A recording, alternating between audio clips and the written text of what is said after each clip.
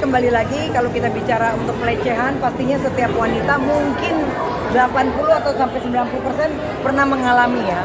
Dan ini harus kita stop karena kasihan anak-anak kita nanti kalau mereka juga mengalami. Cukup kita aja nih yang udah tua-tua udah pernah menjadi korban.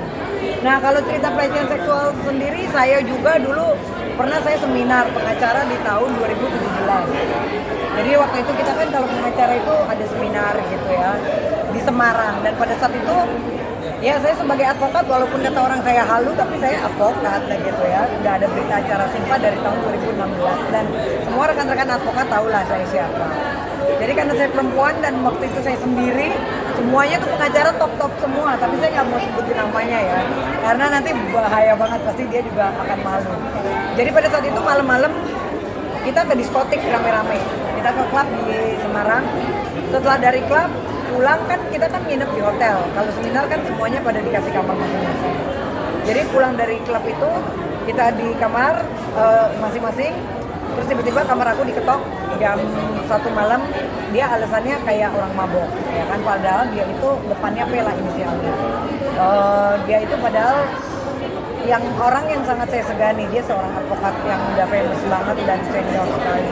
Tiba-tiba saya diketok, terus dia alasannya lagi mabuk apa, sosok mau tidur di sofa, dan saya akhirnya waktu itu ngobrol-ngobrol, tahu-tahu dia memaksa saya, terus dia membuka baju saya, dan itu saya dipaksa, sampai akhirnya saya berantem, saya dorong-dorongan sama dia, dan akhirnya saya usir, saya lempar dia keluar dari kamar hotel.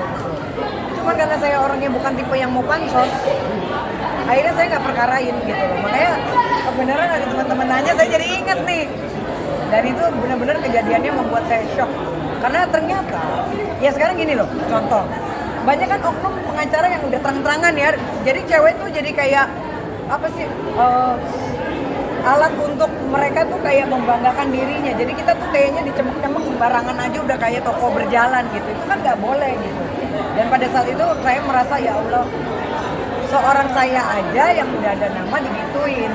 Makanya dalam rangka sekarang kita memperingati Hari Kartini, stop untuk eksploitasi para wanita. Para wanita ketika mengalami pelecehan segera langsung melaporkan ke pihak yang berwajib, dan segera juga pihak Kapolri juga menindaklanjuti, karena ya ini kan membuat trauma juga ya, apalagi di dunia advokat juga serem juga loh, karena rata-rata kan temennya laki-laki semua.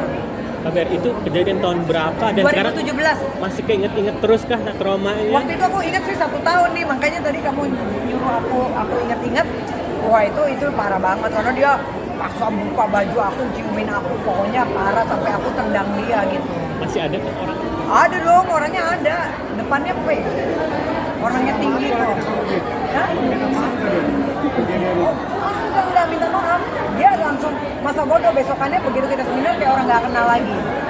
Dan itu dia ketat banget gitu. Makanya gini loh, inilah makanya seorang advokat itu juga tidak boleh, terutama para senior ya, karena aku jujur aja, sebagai kita junior tuh kayaknya nggak enak banget gitu loh.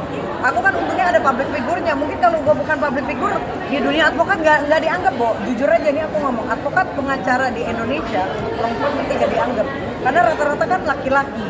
Makanya sekarang Bunda Elsa Sharif juga membuat perkumpulan konsultan hukum Indonesia. Alhamdulillah aku juga diminta jadi wakil sekjen gitu. Jadi kita sekarang tuh benar-benar gimana caranya kita sebagai orang hukum tuh dihargai harkat martabat kita sebagai wanita gitu. Karena kaum laki-laki nih di dunia hukum ini, apalagi saat ini ya, lebih parah lagi kan.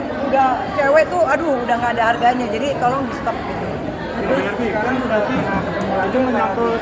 Sekarang aku cuma lihat dia aja terus di TV sama kita di acara-acara, tapi aku udah pernah maki-maki dia. Aku yang penting aku udah pernah tendang dia keluar dari kamar gitu. Jadi ya mungkin suatu saat nanti akan, nggak tahu ya, karena aku kan orangnya nggak mau pansos dan nggak mau cari masalah gitu, karena kan di dunia pengacara aku merasakan aku masih baru, karena aku kan tahun 2016 ya PKPA-nya gitu ya, alhamdulillah sampai saat ini. Jadi itulah hal-hal yang membuat psikis kita. Jadi kalau bicara pelecehan tuh menyakitkan sekali. Untuk badanku gede, aku jago bela diri. Coba kalau gua mungkin kurus, tipe cewek yang kayak unyu-unyu gitu, ya pasti gua udah diperkosa habis malam itu gitu. Agak berhati-hati guys ketika ketemu teman dekat lagi ya gitu. Betul, karena gini orientasinya, kalau pengacara kan mereka banyak duit.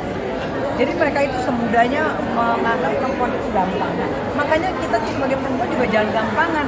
Apalagi kayak aku, oke di dunia artis Barbie halus, tapi di dunia pengacara gue juga punya kelas gitu. Dan mereka tuh tahu kok Barbie nggak sembarangan loh orangnya.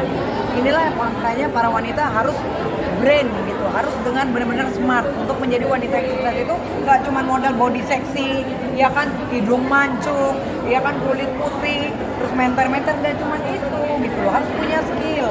Apa yang dituju? Kalau kalian mau ngetop, coba masuk langsung ke production house, ikut casting, jadi selebgram, ikut nyanyi. Saya dulu nggak bisa nyanyi, buktinya suara terjelek aja bisa mengalahkan Syahrini, ya kan? Saya bisa jadi ngetop. Hotman Paris bilang suara saya kayak jangkrik. Ya kan jangkrik di rumahnya mati semua dengan suara saya. Nggak apa-apa, tapi kan saya menciptakan hal-hal yang orang lain nggak bisa dan sampai menjadi ratu halu, the one and only di Indonesia. Itu nggak gampang, karena itu sebuah konsep dan legend. Nah, jadilah wanita-wanita yang smart seperti itu. Jangan kita mau ngetop lecehin orang, buka-bukain orang. Dia kan begini. Kita ngomongin orang, kita musuhin orang, itu udah nggak pantas lagi karena sekarang undang-undangnya juga udah ketat ya.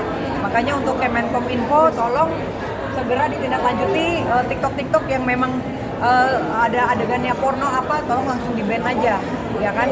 Nanti mungkin kalau perlu TikTok kalau saya sih menghimbau, saya pribadi lebih baik ditiadakan karena di beberapa negara kan juga kayak di China juga mereka juga cuma ada WeChat yang seperti itu kan. Jadi ada beberapa negara yang memang juga membatasi gitu loh. Kalau sekarang kan di Indonesia kayaknya udah makin banyak lagi aplikasi ini, aplikasi itu, belum yang Tinder, Badoo, ini itu.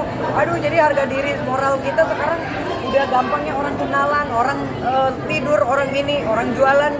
Udah trafficking penjualan diri ini di aplikasi-aplikasi sekarang di Indonesia udah makin marak. Karena uang kan makin susah, makanya harga diri wanita makin rendah sekarang. Itu yang sangat menakutkan saat ini. Setuju nggak sih dengan pernyataan ceweknya aja tuh kadang buka-buka gitu? Ya karena ceweknya sendiri memang menjual dirinya sendiri. Makanya kan kembali lagi, cewek ini sekarang image-nya tuh udah berubah karena ada seseorang public figure laki-laki yang membuat berita seolah-olah kalau dia kaya dia bisa mendapatkan cewek yang banyak. Oke, seperti itu, tapi kan akhirnya tidak mencontohkan hal yang baik. Lama-lama dipertontonkan, lama-lama jadi viral terus. Akhirnya nanti dicontoh sama teman-teman cowok-cowok yang lain. Ya kan baru punya duit mungkin 100 juta, bawa cewek sana sini. Kan kasihan para wanita. Lama-lama contoh-contoh itu kan kalau kita ganti kan kasihan, apalagi anak-anak remaja. Mereka kan lagi puber-pubernya. Lihat contoh kayak gitu, enak ya. Dia dibeli tas Hermes ya, enak banget dikasih dolar loh. Cuma diajakin makan. Akhirnya dia ikut coba lagi yang tadinya dulu nggak suka dandan, akhirnya jadi dandan. Kalau perlu langsung operasi ini, operasi itu. Karena udah langsung dapat duit, janji-janji enak gitu. Padahal itu kan eksploitasi. Akhirnya human trafficking, dijual sama temennya, ya kan, mejeng di aplikasi, di TikTok, ini itu. Akhirnya jadi jual diri gitu. Nah ini yang harus segera di stop. Mbak Dewi, kenapa nggak manfaatin undang-undang perlindungan perempuan ketika itu nggak terjadi? Oh iya. Ya, nggak melapor gitu, nggak melapor. Oke, jadi gini, kenapa pada saat tahun 2017 saya tidak melapor? Satu, dia kan orang gede banget, ya kan? Dan sekarang kan dia orang partai yang, ya salah satu nomor satu orang partai lah ya. Kalau aku masalahin, aku kan masih baru kok di dunia pengacara. Nanti aku jadinya dipatah-patahin gitu loh karir aku gitu loh. Karena aku udah tahu nih strateginya. Dia tuh licik pastilah ya. Kalau orang udah mau perkosa orang itu kan udah bukan manusia lagi menurut aku. Apalagi dia seorang orang yang terkenal gitu. Jadi menurut aku kalau aku pada saat itu ramein nanti karir aku malah hancur gitu. Jadi aku ikhlasin begitu aja. Ya tapi kan itu kenangan ya gitu. Makanya tolonglah para laki-laki juga saling menghargai kita sebagai advokat wanita, bukan karena kita cantik langsung bisa ditidurin. Karena saya pun juga mengalami seperti itu, kayak kemarin ada kasus ikan asin, itu kan juga ada jalan ceritanya juga.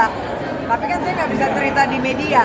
Mungkin rekan-rekan udah tahu ada apa, ada something, ada yang mungkin ada yang cinta ditolak, akhirnya sakit hati, akhirnya dibikinlah saya politik dijatuhkan lah dengan kasus ini, saya mau ditangkap polisi lah, mau dibeberin saya dibilang advokat palsu lah, bilang palsu. Itu saya sampai dijatuhkan seperti itu. Tapi alhamdulillah karena saya orang yang baik dan benar, ya kan, dijatuhin seperti apa sih dibilang orang miskin, alhamdulillah saya mah seneng banget. Jadi ya itulah karena mental saya tegar dan saya tetap pinter kan. Saya soalnya Saya kesayangan Presiden KAI Pak Cucu Sanjaya. Jadi alhamdulillah karena saya orang baik, orang benar, kuliah benar, ya sampai saat ini karir saya bagus. Ya mungkin cobalah ambil yang positif dari karir saya gitu loh. Yang negatifnya jangan diambil, tapi positifnya diambil. Karena tetap kita tahu nanti saya akan membuktikan di 2022 ini saya udah berubah gitu, bukan jadi Ratu Aldo yang seperti bodoh, tapi inilah Barbie Kumalasari yang sebenarnya. Berarti sempat kemarin viral